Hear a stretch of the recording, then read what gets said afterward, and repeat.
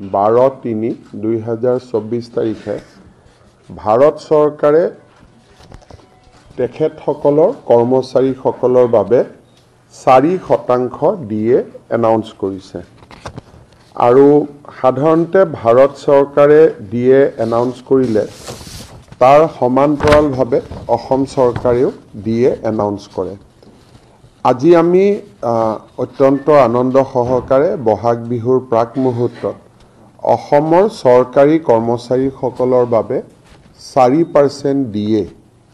আজি আমি এনাউন্স কৰিছো আৰু এই ডিএটো এপ্ৰিলৰ দৰমহাত কৰ্মচাৰীসকলে ল'ব পাৰিব আৰু তেওঁলোকৰ বহাগ বিহুত এটা সুন্দৰ সংযোজন হ'ব সাধাৰণতে এই ডিএ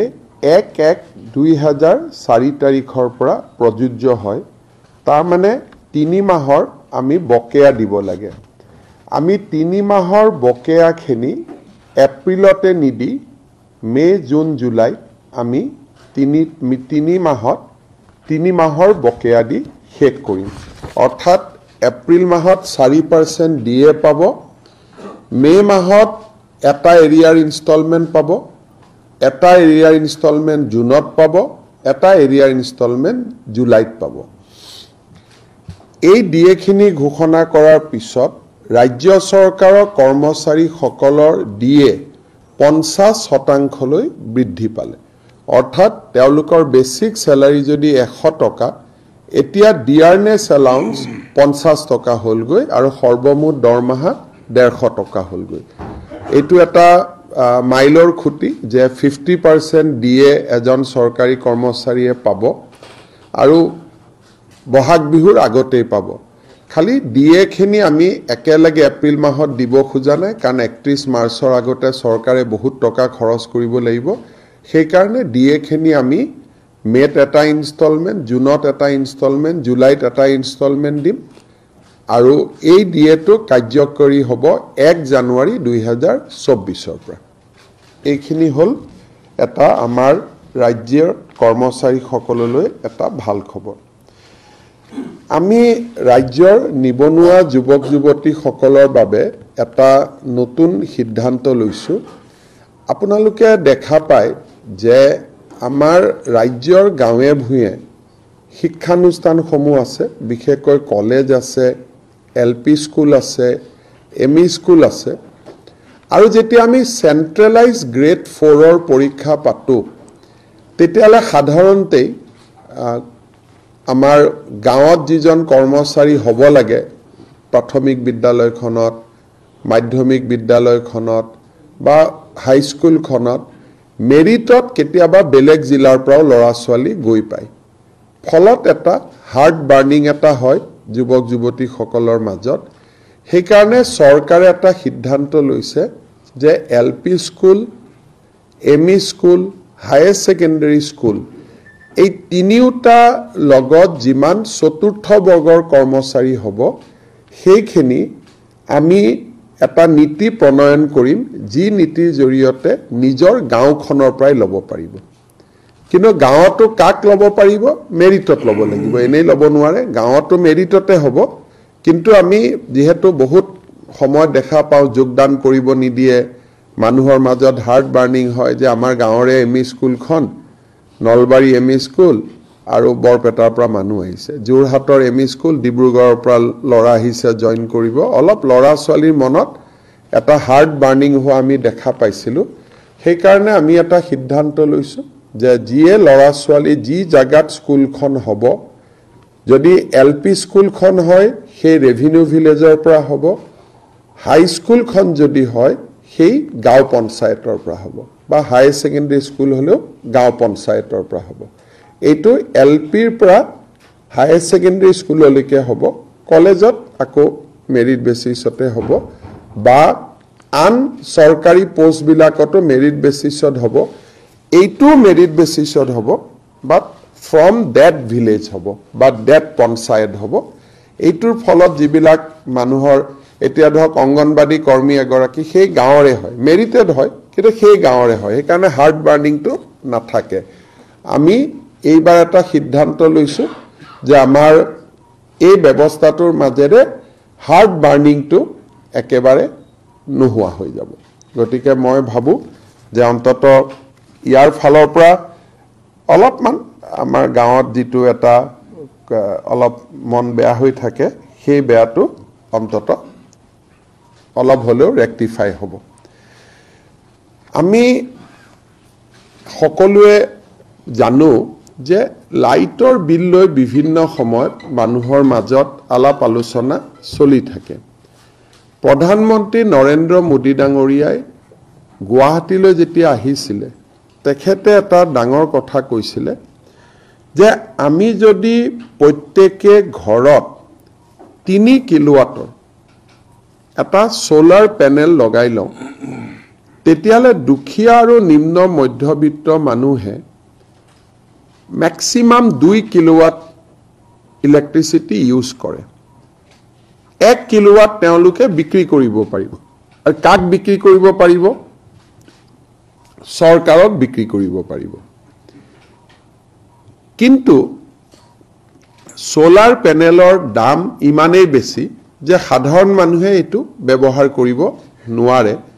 আৰু বৰ্তমান অসমত আমি দেখা পাইছো যে 3000 লোকৰ ঘৰতহে সোলাৰ প্যানেল আছে আৰু সেই 3000 যাৰ ঘৰত সোলাৰ প্যানেল আছে তেওঁলোকৰ লগত আমি কথা বতৰা পাতি দেখিছো যে তেওঁলোক খুবেই হ্যাপি কাৰণ তেওঁলোকৰ ঘৰত কোনো ইলেক্ট্ৰিসিটি বিল নাহে প্ৰধানমন্ত্ৰী ডাঙৰীয়াই এটা আঁচনি আনিছে PM सूर्य घर मुफ्त बिजली योजना तारमाने PM सूर्य घर आसनी लगत जदि आपुनी थाके आपुनार बिजली बिल तो मुफ्त होलेই लगत 2 टका आपुनी उपार्जन करिब पारिब आरु तेखेते ए आसनिर बाबे ৭৫,০০০ কোটি टका भारतत आबल्टन करिছে आरु ए आसनितुर जरियते 1 किलोवाटत भारत सरकारे 30,000 टका साहाय्य आगबঢ়াব 2 किलोवाटत 60,000 আৰু 3 किलोवाटत ৭৬,000 এতিয়া যদি আপোনালোকে ম্যাথমেটিক্স তো চাই তেতিয়ালে দেখিব যে 1 किलोवाटत টোটাল যেটো বজাৰত দাম হয় 1 किलोवाटर হেতু হল 50,000 टका भारत सरकारे सब्सिडी दिले 30,000 टका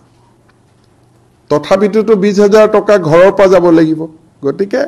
মধ্যবিত্ত পৰিয়াল বা দুখীয়া পৰিয়ালে তাত ৰিলাক্টেন্ট হ'ব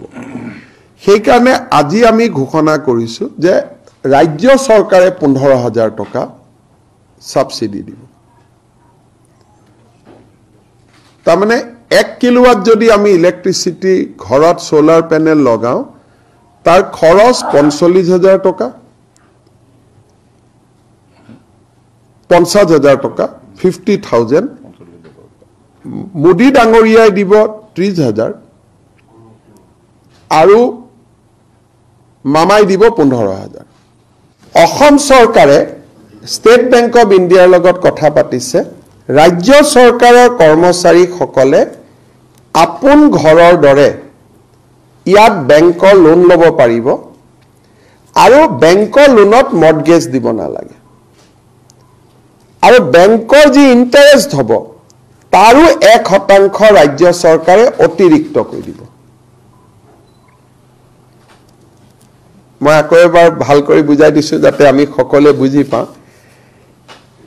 এটা সোলাৰ প্যানেল যদি 1 কিলোৱাটৰ ঘৰত লগাও তাত 50,000 লাগে 30,000 टका नरेंद्र मोदी डांगरियाय দিব 15,000 टका राज्य सरकारे দিব 2 किलोवाट लगाले 60,000 टका मोदी डांगरियाय দিব 30,000 टका राज्य सरकारे দিব 3 किलोवाट लगिले 78,000 टका मोदी डांगरियाय দিব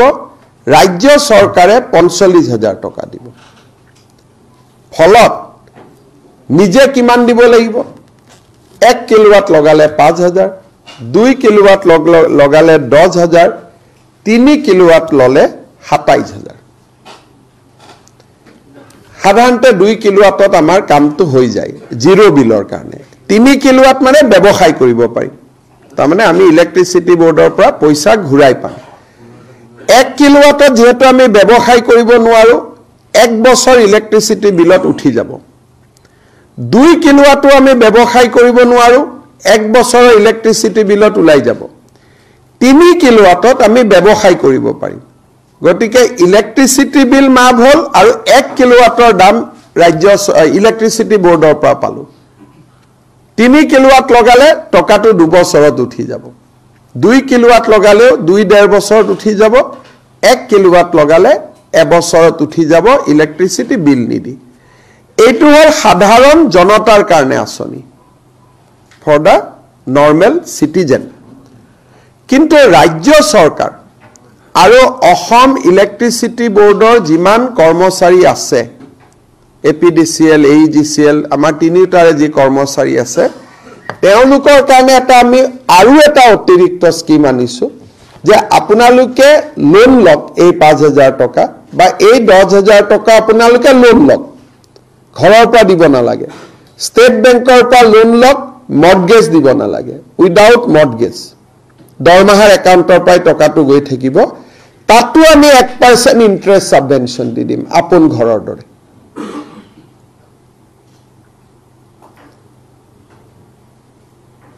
সাংবাদিকসকলকো আমি এটো সুবিধা দিম আপোনালোকে যদি ঘৰত সোলাৰ প্যানেল লগাই দিয়ে তেলে এই 5000 টকাটো আপোনালোকে দিব নালাগে ডিআইপিআৰ ডিপাৰ্টমেন্টে দি দিব আপোনালোকৰ কাৰণে আৰু এটা আমি অতিৰিক্ত পেকেজ দিছো যাতে আপোনালোকে ঘৰত তেতিয়া স্মাৰ্ট মিটাৰ কথা কৈ নাথাকে আৰু ঘৰত নিজে নিজে ঘৰতে ইলেক্ট্ৰিচিটি বিল নাহিব তো এইটো এটা প্ৰধানমন্ত্ৰী সূৰ্যঘৰ আঁচনি আপোনালোকে ইয়াত কেনেকৈ আবেদন কৰিব লাগে জানে যে পোষ্ট অফিচত গৈ আবেদন কৰিব পাৰে নহলে এটা পোৰ্টেল আছে https:/pmsuryaghar.gov.in অহাকালি ৰাতিপুৱা আমি টেলিভিছনতো গোটেই স্কিমটো দিম এডভাৰটাইজ আকাৰে আৰু বিজ্ঞাপনো দিম ৱেবসাইটৰ তাতে ডিটেইলছ পাই যাব আৰু পোষ্ট অফিচত ডাইৰেক্টলি আবেদন কৰিব পাৰে https:/pmsuryaghar.gov.in এই আঁচনিটো লৈ কেইটামান দিন আগতে মই কমপ্লেইন পাইছিলো শোণিতপুৰ জিলাত কিছুমান দালাল মানুহে ইয়াত সোমাইছে গতিকে মই ৰাইজক আহ্বান জনাম কোনো মাজৰ মানুহৰ সহায় নলব ঘৰত যাব পোৰ্টেলত ঘৰৰ পৰা আবেদন কৰিব কাৰণ ইয়াত দালালৰ কোনো স্থান নাই সিলেকশন ফাৰ্স্ট কাম ফাৰ্স্ট বেসিস কাৰণ টোটাল তো 75000 কোটি টকা গোটেই ভাৰতৰ পৰা এপ্লাই কৰিব গতিকে গোটেই 100 কোটি ভাৰতীয় আবেদন কৰিলে তো নহব 5 কোটি মানে পাব কিমান ৰাকেশ টাৰ্গেট ৰখা हुआ है तो 1 करोड़ रखा हुआ है 1 करोड़ যদি অসমত আমি পাম 5 লাখ পাম